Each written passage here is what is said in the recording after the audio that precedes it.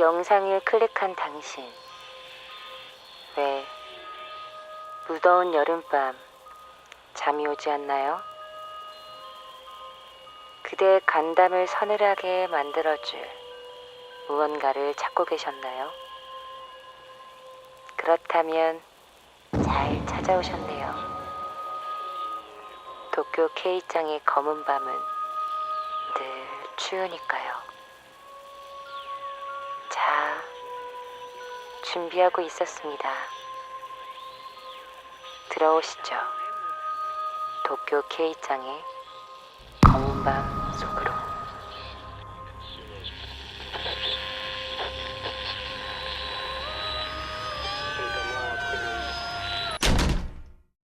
첫 번째 사연입니다. 이 사연은 윤희정님께서 보내주신 사연입니다. 안녕하세요. 저는 20대 후반의 직장인 여성입니다. 제가 고등학교 때 겪었었던 일을 이야기하려고 합니다. 참고로 저는 무서운 이야기를 엄청 좋아하지만 괴담 등에 나오는 귀신의 존재를 믿지 않았었는데 이날 이후로는 조금은 믿게 되었어요. 저는 교회를 다니는데 고등부에선 항상 시험 기간에 교회에 모여서 함께 공부를 했어요. 근데 위치가 교회의 옥상에 설치된 다락방 같은 곳이었어요.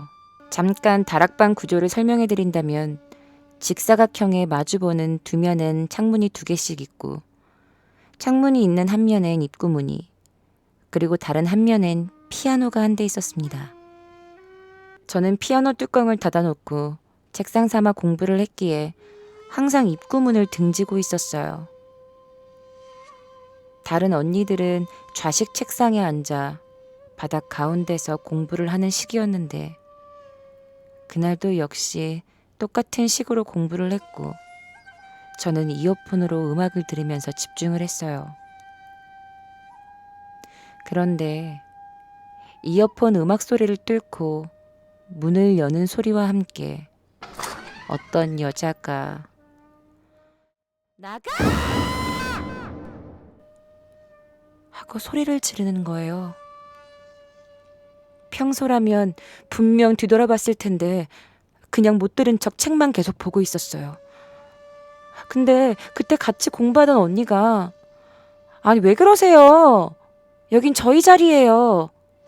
하면서 막 싸우는 거예요. 그런데 그 이상한 여자는 계속해서 나가! 나가! 여긴 내 자리야! 당장 나가! 하고 계속 소리를 지르다가 탁! 하고 문이 닫히는 소리와 함께 조용해지더라고요. 저는 그제서야 뒤돌아서 언니, 그 여자 누구예요? 라고 물었는데 언니가 뭐라고 얘기하는데 잘 안 들리는 거예요. 그때 생각이 났어요. 아, 나 이어폰 끼고 있었지. 저는 귀가 안 좋아서 음악도 좀 크게 듣는 편인데 갑자기 뭔가 소름이 돋았어요. 그래서 설마 하고 다시 이어폰을 뽑고 언니에게 물어봤어요. 그런데 언니가 어? 무슨 말이야? 여기 다들 공부만 하고 있었는데? 우리 아무 말도 안 했어. 야, 왜 그래? 얘 무섭다. 장난 그만 쳐. 라고 하는 거예요. 잘 생각해보니 그 여자 목소리는 뒤에서가 아니라 꼭 제 귀 옆에서 소리를 내는 것 같이 아주 생생하게 들렸어요. 나가! 라는 그 여자의 목소리가.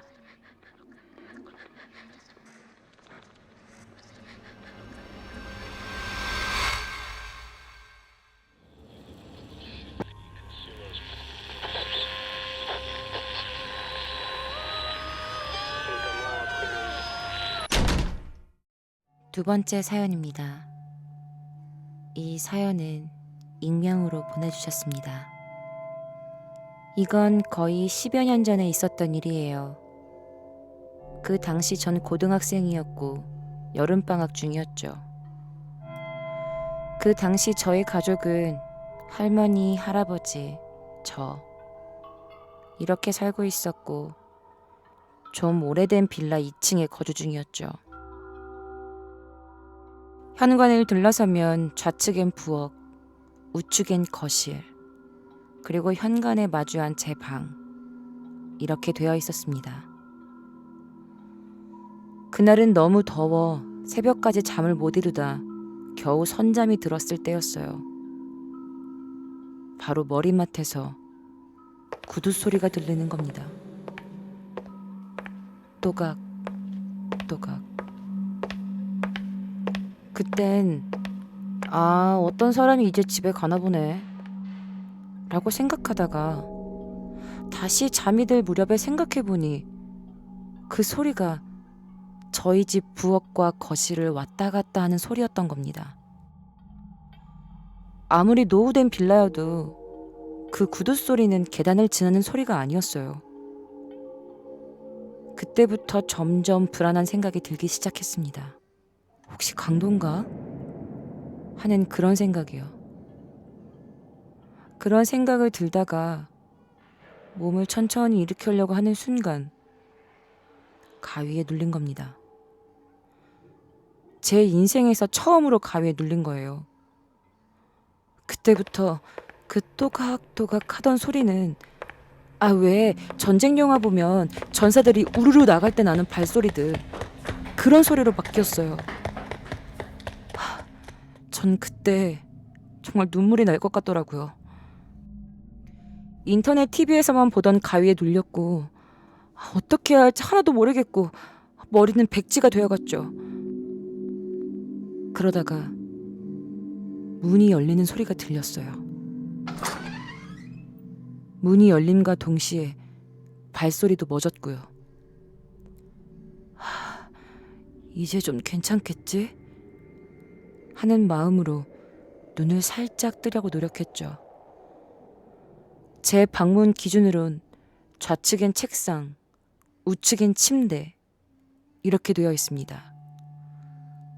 그런데 그때 제 눈에 들어온 게 아이들이 신는 구두가 보이는 겁니다. 빨간색 구두. 그때 든 생각은 우리 집에 아이는 없는데? 라는 생각과 함께 가위가 풀렸습니다. 너무 놀라 눈을 뜨니 그때 시간이 2시 40분쯤? 잠든 지는 겨우 30여 분. 그 사이에 너무 소름이 끼쳐서 결국 그날 밤을 샜습니다. 그리고 며칠이 지나 그날이 잊혀질 때쯤 친구들을 만나 그 이야기를 하게 되었습니다. 그러다가 친구 한 명이 집안 사정으로 인해서 저희 집에서 자게 되었어요. 그날 친구랑 신나게 RPG 게임을 하고 있을 무렵 친구가 갑자기 야, 나 화장실 좀 갔다 온다 라고 해서 그래라 하고 말았죠. 근데 갑자기 등 뒤로 스스스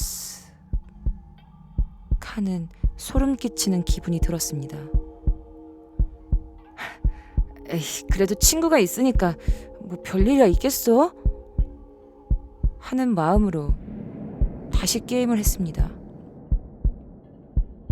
그런데 이 친구가 아무리 기다려도 화장실에서 안 나오는 겁니다. 이상한 마음에 화장실로 가서 문을 두드리니 대답도 없고 화장실 불도 꺼져 있더라고요.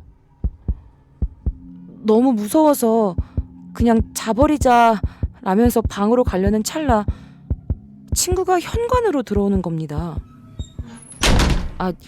그 당시엔 할머니 할아버지가 산책을 자주 하셔서 문을 잠궈놓지 않고 있었거든요.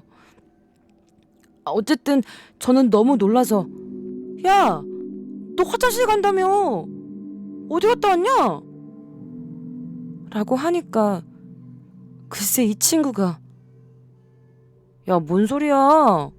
내가 마트 갔다 온댔지 언제 화장실 갔다 온다고 했냐? 라고 하는 겁니다. 아닌데? 나 너 화장실 가는 거 봤는데? 야, 너 이제 헛게 보이냐?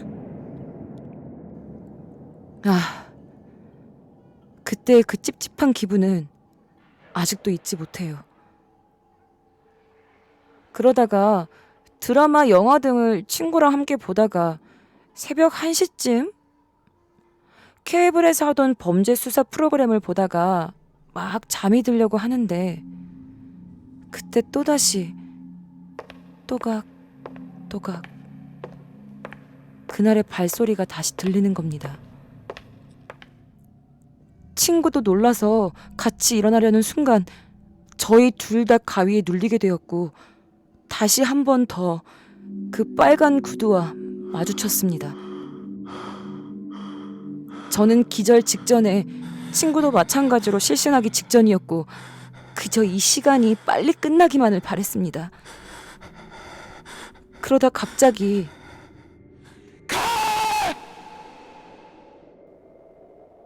라는 호통 소리가 들렸고 가위가 풀린과 동시에 저랑 친구는 그냥 기절해버렸습니다. 다음날 아침에 친구는 아무 말도 없이 저를 안아주곤 서둘러 집을 나갔습니다. 저도 안 되겠다 싶어 할머니에게 이 얘기를 했더니 할머니가 표정이 안 좋아지셔선 어딘가를 나가셨습니다. 괜히 얘기했나 싶었고 그땐 그저 인터넷으로 가위 안 눌리는 법 같은 걸 찾고 있었죠. 그 와중에 베개 밑에 칼을 놓고 자면 효과가 좋다라는 말을 보곤 집에서 안 쓰는 칼을 수건으로 동동 싸서 베개 밑에 넣어놨습니다. 그리고 그날 저녁 할머니가 제 손에 뭔가를 쥐어줬습니다. 작은 복주머니 비슷한 거였죠. 그걸 열어보니 부적이 들어있었고 그 주머니를 제 방문에 걸어놨습니다. 그리고 그날 새벽 저는 불안한 마음에 잠을 못 들고 있었어요. 그리고 구두 소리도 다시 들리기 시작했고요. 저는 그날이 폭염주의보라는 걸 잊고서 이불을 뒤집어 쓰곤 칼이 든 베개를 베고 눈을 감았죠. 그러다가 우다다다다다 하는 발소리가 끝날 무렵 누군가가 제 방문을 하고 치는 소리가 난 겁니다. 아마도 부적의 효과인 건지 몇 번 더 쾅쾅쾅 하더니 그새 조용해졌어요. 그리고 그날은 정말 편하게 잠든 날이었습니다. 그날 이후로 구두 소리는 며칠간 더 났고 더 이상 빨간 구두는 보지 못했습니다. 하지만 그때 이후로 온갖 사건 사고는 다 보고 다녔습니다. 차에 깔린 채 끌려간 남학생, 덤프트럭에 치여 죽은 여학생, 전기에 감전된 아저씨, 옥상에서 떨어진 아줌마 등. 그때 그 빨간 구두 귀신이 절 데리러 가려고 했다가 실패해서 제가 가는 곳마다 사건을 일으키는 건진 모르겠어요. 하지만 제가 본 사건 사고의 피해자들은 전부 중상이나 사망이었습니다. 특히 그 빌라를 이사하기 직전까지 말이죠. 심지어 빌라 근처에 어린이집이 하나 있었고 당시 학교에선 봉사기간이라는 숙제가 하나 있었습니다. 친구와 저는 그 어린이집으로 봉사를 하러 갔고 아이들을 간식 시간에 먹여주고 있던 와중에 어떤 아이의 목에 간식이 걸려버린 겁니다. 다급하게 선생님네가 원장님을 불렀고 119에 신고도 했죠.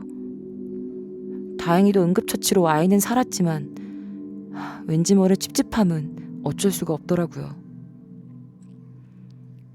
그러다 학교가 가까운 곳으로 이사를 하게 되었고 그 사건들과도 끝인가 싶더니 이사한 지 하루 만에 또다시 그 빨간 구두와 마주쳤습니다.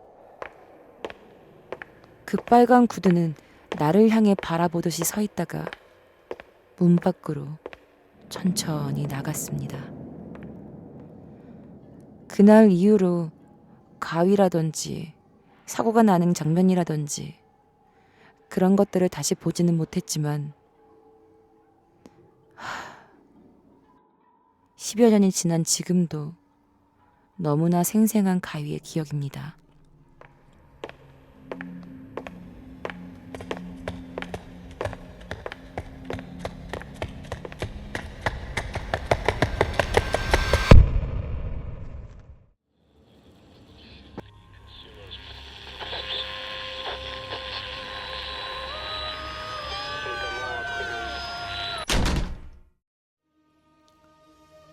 세 번째 사연입니다.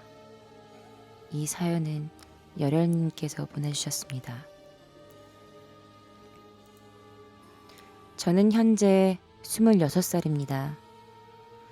지금은 가위에 눌리지 않지만 중고등학교 때는 정말 많이 눌렸어요.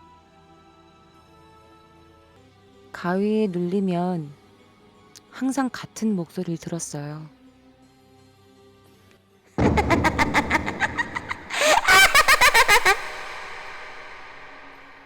하며 미친 듯이 웃는 여자 목소리를요.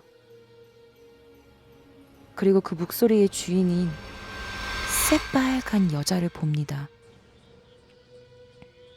이건 그 여자를 세 번째로 봤을 때의 이야기예요. 저는 고3 실기를 보기 위해서 학원을 다니고 있었습니다. 보통 예체능을 하는 아이들은 야자를 하지 않는데 저희 담임 선생님 성격상 그걸 용납하지 못하셔서 꾸역꾸역 야자를 했습니다. 10시에 야자가 끝나고 학원까지 다녀오면 밤 1시, 늦으면 2시쯤 집으로 돌아왔습니다. 그날은 학원 선생님이 아프셔서 야자가 끝나고 바로 집으로 갔어요. 모처럼 일찍 집에 와서 좀 놀다가 자려고 했는데 씻고 나와서 잠깐 누워 있자는 게 그대로 잠이 들었습니다. 꿈속에서 저는 평소처럼 학교에 갔어요. 학교에 도착해서 교실에 들어갔는데 저희 분단 맨 앞자리에 국화꽃이 놓여 있었습니다. 창가 쪽 두 번째 분단 맨 앞자리에 말이죠. 뭐야 하면서 자리에 앉았습니다. 하나, 둘, 다른 아이들도 교실에 들어왔어요. 그런데 다들 기분 나쁘다는 듯이 그 자리만 피해서 앉더라고요. 심지어 원래 주인인 그 아이도 그 자리에 앉지 않았습니다. 아이들이 다 앉고 담임 선생님이 들어와서 조회를 시작했습니다. 그리고 조금 있다가 뒷문이 드르륵 하고 열렸습니다. 모두 그쪽을 쳐다봤어요. 저도 봤죠. 꿈속에선 모두 하복을 입고 있었는데 온몸이 새빨간 여자가 하복도 아닌 춘추복을 입고 비정상적으로 긴 팔을 질질 끌면서 교실로 들어왔습니다. 그 여자가 지나간 자리에는 피인지 뭔지 모를 빨간 액체가 흥건히 묻어났습니다. 그런데 다른 아이들이 신경도 안 쓰고 다시 앞을 보는 거예요. 저만 놀라서 넘어졌어요. 다시 자리에 앉으려는데 그 여자가 제 자리에 앉아 있었습니다. 전 당황해서 가만히 서 있으니까 가위에 눌렸을 때 들렸던 그 목소리로 웃으면서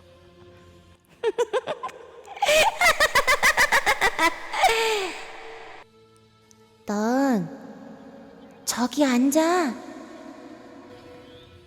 라고 했습니다. 그 긴 팔이 아이들 머리를 치면서 앞으로 쭉 뻗어나가는데 손으로 가리킨 곳은 아까 그 국화꽃이 놓여있던 자리였습니다. 저는 어떻게 해야 할지 몰라서 굳어 있었어요. 그러자 담임 선생님과 아이들이 빨리 앉으라고 난리를 치기 시작했습니다. 앉아! 저기 앉아! 저기 앉으란 말이야! 저기 앉아!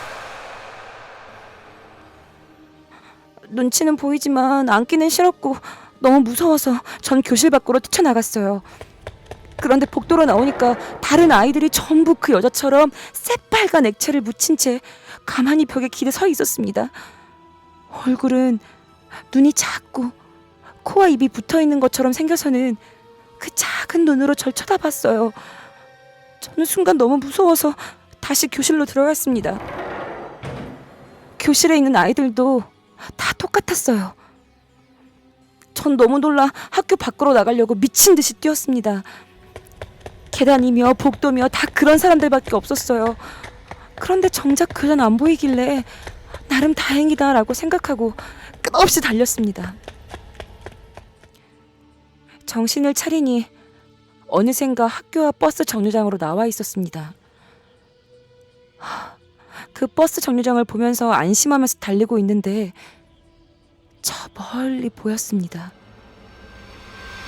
그 여자가 서 있는 모습을요. 그 여자 손에는 국화꽃이 들려 있었고 제가 비명을 지르며 그 자리에 멈춰서자 마치 연체동물처럼 팔을 흐느적거리면서 국화꽃을 저에게 건네주려고 했어요. 저는 그 순간 잠에서 깼습니다. 보니까 막상 10분 정도밖에 안 지났더라고요. 그리고 다음날 학교에 간 전 경악을 금치 못했습니다. 당시엔 수준별 맞춤 학습이라고 수학과 영어는 성적별로 나눠서 다른 반에 가서 수업을 들었습니다. 제가 간 곳은 저희 반은 아니었지만 수학을 들으러 간 그 교실 2분단 맨 앞자리에 국화꽃이 놓여 있었어요. 그 자리의 주인은 교통사고로 죽었다고 합니다. 처음엔 무언가의 괴롭힘이나 장난인 줄 알았는데 무단횡단을 하다가 차에 치였다고 옆 학교에까지 소문이 쫙 나 있었습니다. 꿈에서 나온 그 여자와 관련이 있던 걸까요? 그 국화꽃을 제가 받았다면 어떻게 되었을지 상상도 하기 싫어요.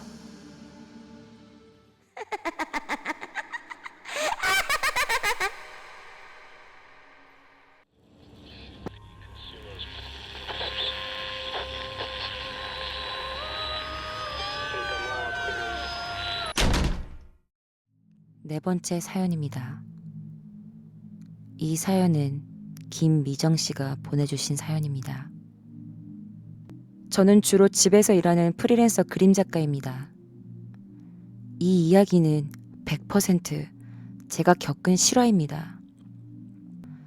때는 제가 대학 때 겪었었던 일인데 지금 제가 40대 후반이니 세월이 참 빠르네요. 장소는 제가 나온 홍대 뒷문 쪽으로 내려와 도로를 건너면, 그러니까 창천동 쪽으로 오래된 아파트가 하나 있었어요. 지금도 있는진 찾아보지 않아서 잘 모르겠지만 그 시절엔 그 뒷문에서 제일 가까운 아파트였습니다. 아파트라 하기엔 좀 작고 빌라라고 하기엔 좀 큰 그런 건물이었어요.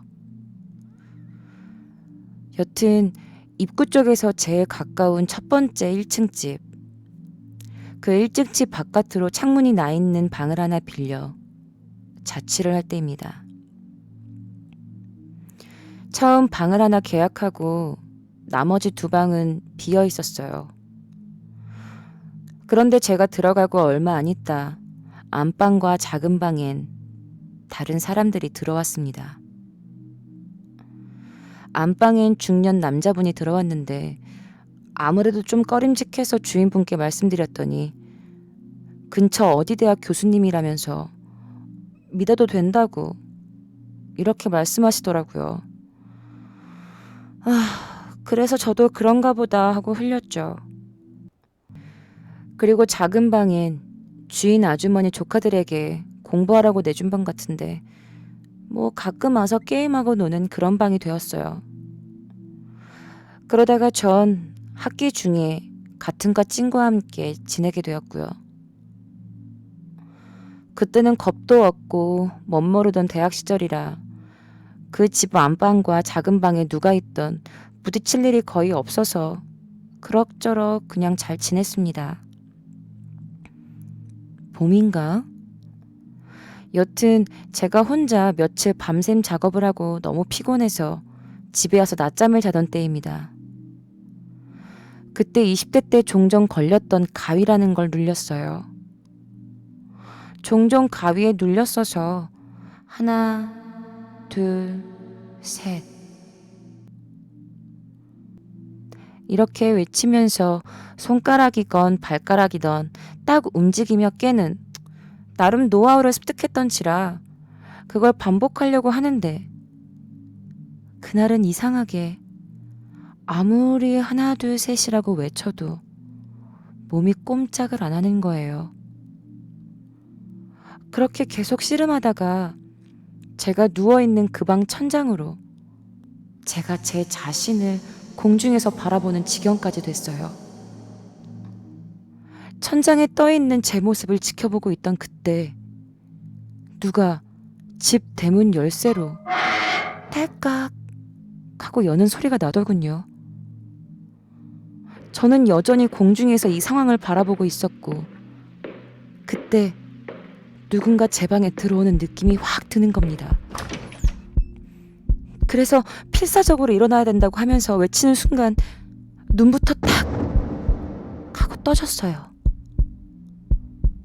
근데 제가 누워있던 발치에 그 시절 안증뱅이 책상이 하나 있었는데 그 너머에 남자 상체가 그대로 앉은 채로 저와 눈이 탁 마주쳤습니다.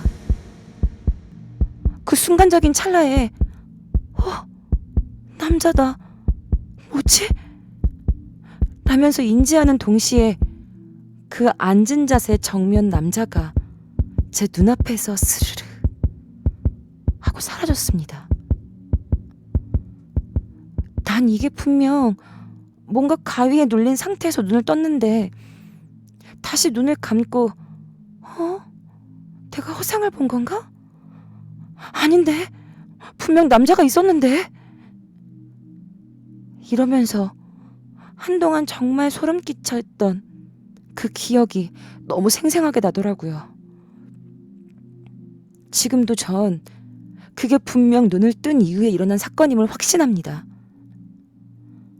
그것도 대낮에 귀신, 그러니까 그 남자를 목격했으니까요. 그리고 그 사건이 일어난 이후 한 달여쯤 지난 시간 그때가 방학이라 전 일찍 시골로 내려갔다가 올라온 시기였습니다. 제 방에 같이 지내던 친구가 그 기간에 제 방에 거주 중이었고요.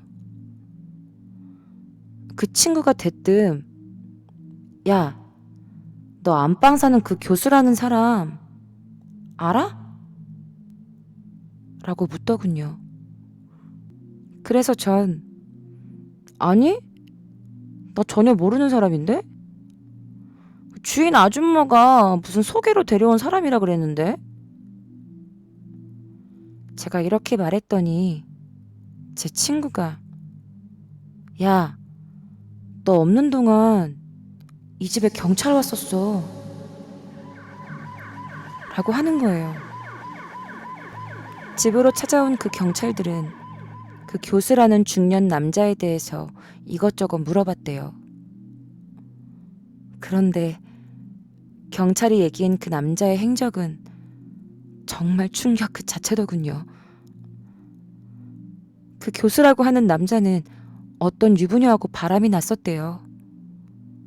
그런데 그 유부녀의 아이가 변사체로 발견된 거예요. 그리고 그 아이를 죽인 범인, 그러니까 용의자로 지목된 그 살인자는 저와 같은 집을 쓰고 있었던 그 남자 교수였고요.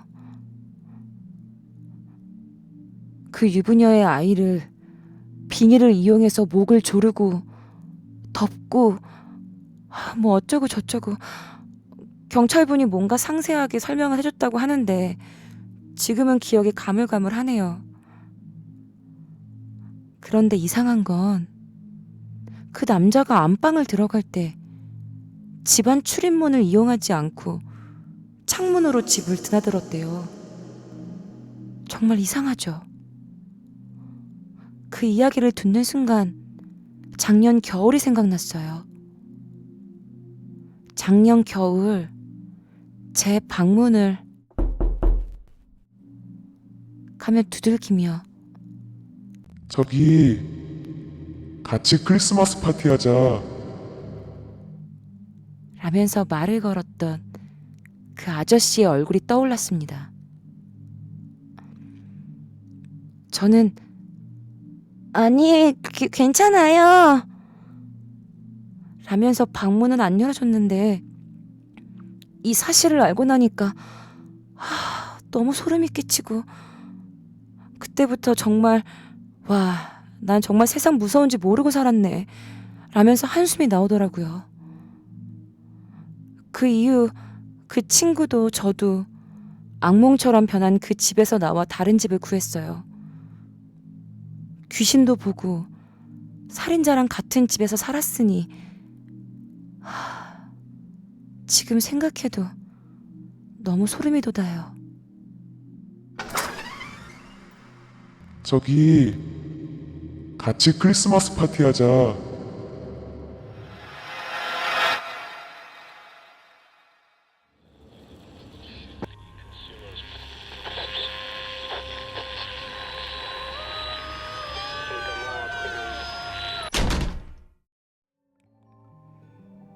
다섯 번째 사연입니다. 이 사연은 통님께서 보내주신 사연입니다. 2002년 12월, 당시 저는 전역을 2개월 정도 앞둔 말년 병장이었습니다. 군대 이야기는 많이 들어보셔서 알겠지만 말년 병장은 거의 할 일이 없습니다. 심지어 초소근무나 불침번 근무도 빠지죠. 너무 심심해서 그냥 군부대 이곳저곳 어슬렁거리거나 주임 원사님 같은 분과 이런저런 농담이나 주고받으면서 시간을 보내죠. 그러던 어느 날 새벽 3시쯤 너무 잠이 오지 않아서 담배 한 대 피우러 막사 앞에 나왔었습니다. 벤치에 앉아 담배를 피우다가 통신 근무를 하는 후임들이 생각났습니다. 통신 근무는 어떤 비상이 생길지 모르니 24시간 전화를 받는 근무입니다. 각 초소나 부대를 연결해서 비상 상황을 통신으로 전달하는 중요한 역할을 하죠. 다른 부대는 어떻게 근무를 하는지 잘 모르겠지만 저희는 통신 근무 장소가 따로 마련되어 있어서 거기 들어가 있으면 근무자 외에 누가 있는지 아무도 모릅니다. 심심하기도 하고 잠도 오지 않으니 한 1시간 정도 옆에서 같이 농담이나 주고받다가 들어가려고 통신 근무지로 갔습니다. 들어가 보니 역시 후임 김상병이 졸고 있더라고요. 야, 이거 상병되더니 빠져가지고 야, 너 지금 근무 산지 얼마나 됐다고 조냐? 상병 죄송합니다. 김상병은 상병단 지 한 달 정도 된 싱싱한 일꾼이었습니다. 제가 아끼는 후임이기도 했고요. 저는 낄낄거리며 괜찮다고 말하고 같이 통신 근무를 섰습니다. 이런저런 이야기를 하다가 삐 하는 비프음이 울렸습니다. 통신보안 7대대 상병 김입니다. 어디로 연결해 드릴까요? 네, 알겠습니다. 연결하겠습니다. 저는 김상병의 절도 있는 대답과 근무하는 모습을 보고 야, 우리 김상병 많이 컸네. 이제 그 어리버리 안 보이는데? 김상병은 쑥스러운 듯이 저도 이제 많이 컸지 말입니다. 뭐 이런저런 이야기를 나누다 저는 김상병에게 이런 제안을 했습니다. 김상병아, 나 전역하기 전에 딱 한번 해보고 싶은 게 있는데. 뭡니까 그게? 나 통신근무 한번 해보고 싶어. 딱 30분만 전화 내가 받으면 안 되냐? 네? 아, 그건 안 되지 말입니다. 통신 장교한테 저 진짜 혼납니다. 일 커지면 저 군기교육대 갈지도 몰라요. 야, 내가 몰라서 그러냐? 아, 그러니까 딱 30분. 아니, 딱 20분만. 딱 20분만 내가 전화 받아 볼게. 아, 그리고 지금 시간이면 거의 전화도 안 올 거 아니야. 아, 그렇긴 하지만. 아, 알았어. 너 그렇게 불안하면 라면 하나 끓여와. 딱 네가 라면 끓여오는 그 시간만 딱 거기까지만 할게. 이건 괜찮지? 아, 진짜 안 되는데. 그럼 딱 5분만입니다. 5분 내로 라면 들고 바로 오겠습니다. 정말 딱 그 시간까지만입니다. 오케이, 알았어. 사실 근무를 무단으로 이탈하거나 허락 없이 교대를 하면 정말 큰일입니다. 절대로 해서는 안 되는 일인데 제가 그땐 무슨 객기로 그랬는지 저도 지금 생각해보면 바보 같은 일을 저질렀더군요. 김상병은 저에게 간단하게 통신 근무 수칙을 알려주었고 뭐 그래도 짬밥이 있어서 그랬는지 근무 내용은 생각외로 어렵지 않았습니다.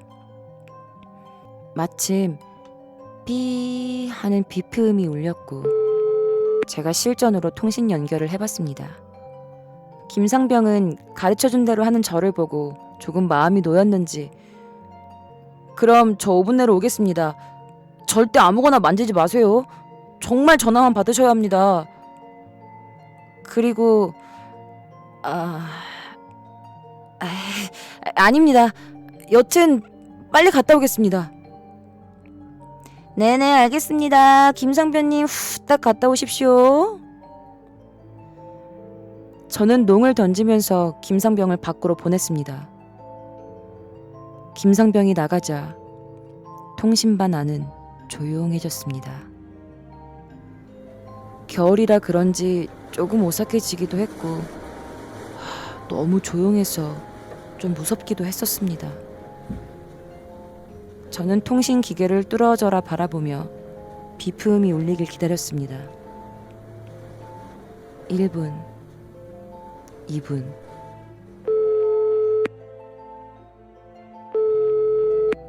비프음이 울린 곳은 3-2 초소였습니다.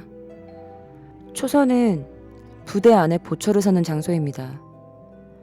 그 장소마다 1-1, 1-2, 2-1 이렇게 번호로 초소 지역을 표시해둡니다. 3-2 초소? 어디지? 탄약고 근처인가? 통신보안 통신방 병장 입니다. 어디로 연결해드릴까요?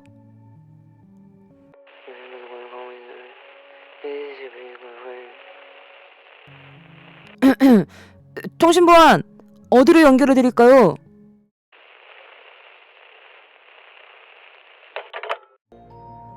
하고 전화가 끊겼습니다. 뭐야, 왜 끊어?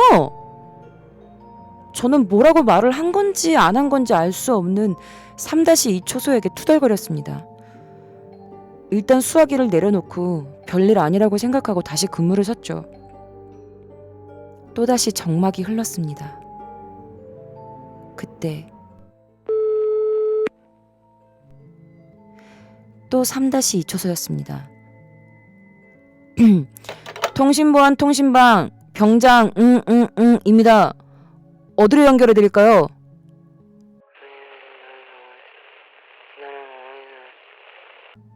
아이씨, 뭐라고 하는 거야. 저는 좀 화가 나서 통신보안 똑바로 대답하십시오. 어디로 연결해 드릴까요? 저는 진짜 열이 받았습니다. 장난 전화하는 것도 아니고 저의 중대는 불침번 근무만 하기 때문에 분명 저희 중대는 아닐 거고 몇 중대가 3-2-에서 근무하는지 궁금해졌습니다. 김상병이 아무것도 하지 말라고 했는데 저는 약이 올라서 3-2 초소에 전화를 걸었습니다. 전화를 받더군요. 통신보안, 통신반 병장 입니다. 몇 중대입니까?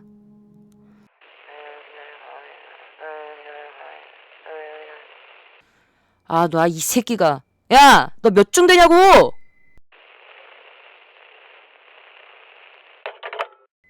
다시 전화가 끊겼습니다. 아, 이렇게 나오시겠다. 잘 걸렸다. 내일 아침에 딱 기다려라. 저는 수화기를 거칠게 내려놓았습니다. 그리고 바로 그때 3-2 초소에서 비 하고 비프음이 울렸습니다. 그런데 뭐랄까, 전화를 받아야 하는데, 그리고 왜 대답을 안 하는지 따져야 하는데 뭔가 본능적으로 소름이 돋고 받으면 절대 안 된다는 생각이 계속 들었습니다. 그 웅얼거리는 소리, 그건 분명히 제가 전화를 받을지 말지 머뭇거리고 있을 때 뒤에 있던 문이 벌컥 열렸습니다. 문 여는 소리에 저는 너무 놀라 자빠졌죠. 김상병이었습니다. 아, 나 병장님, 뭐 하시는 겁니까? 아, 왜 전화 안 받으십니까? 야, 김상병, 아, 그게 아니라, 아, 이것 좀 봐. 3-2 초소에서 계속 전화가 오는데, 아, 좀 이상해. 저는 3-2 초소에서 비프음이 울리는 통신기계를 가리키며 김상병에게 말했습니다.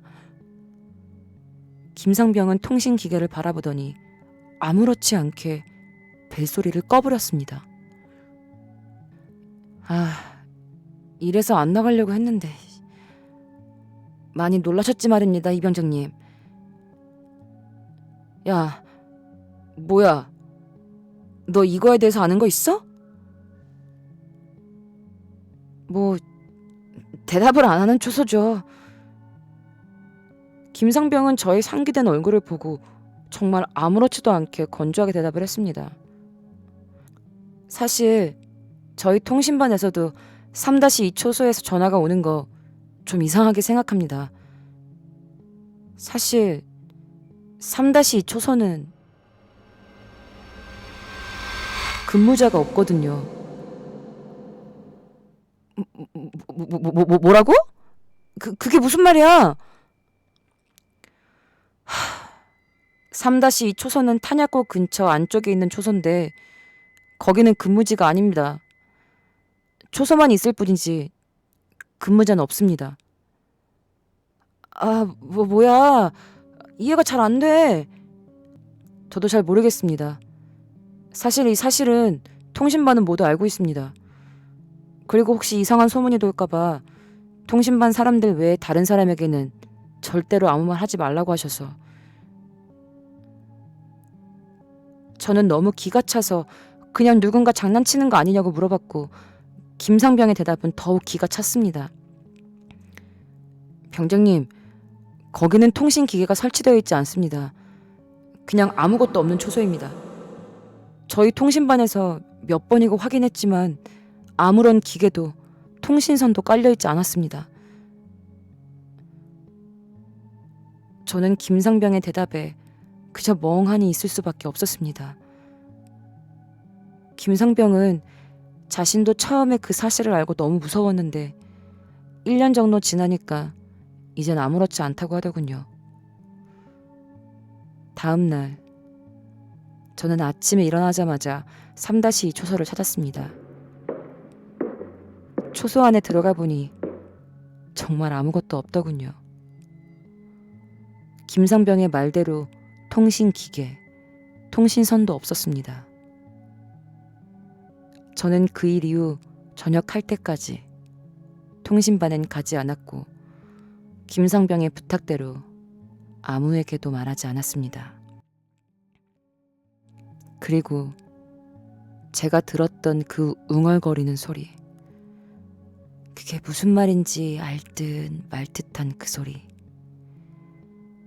기분 탓인지는 모르겠지만 저는 이렇게 들렸던 것 같아요. 가고 있어. 가고 있어.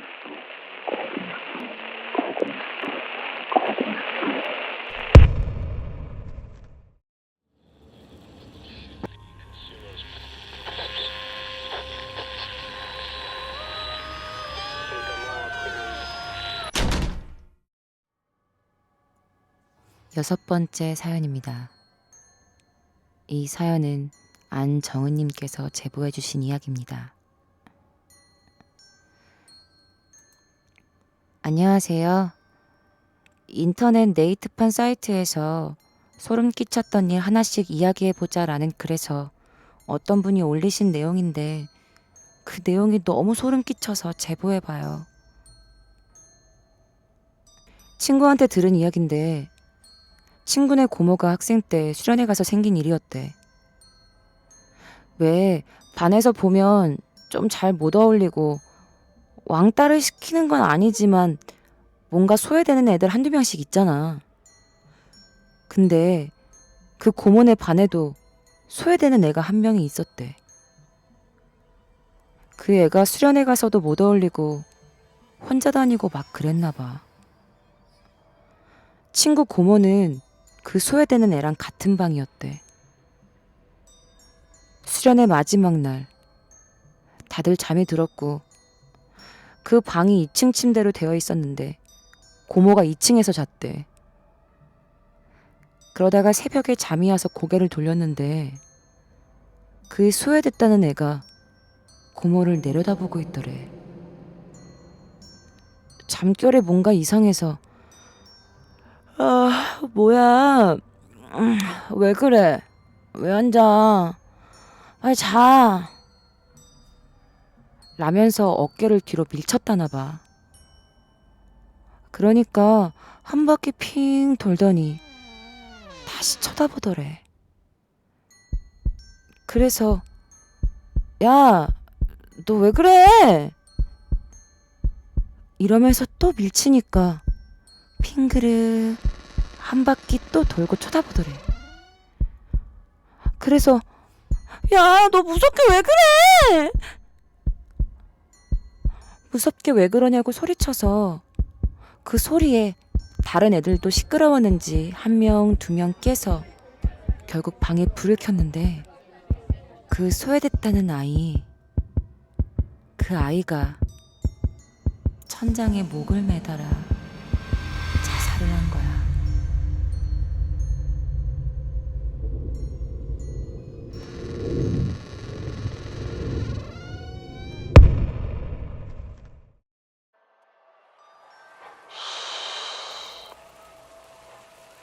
지금 당신이 있는 그곳,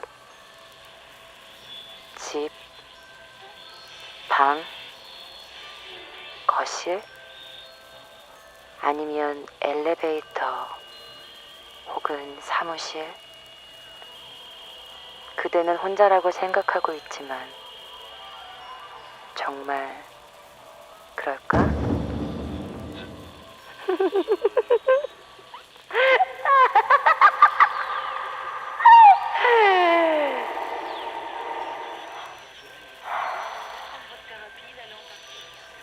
검은 밤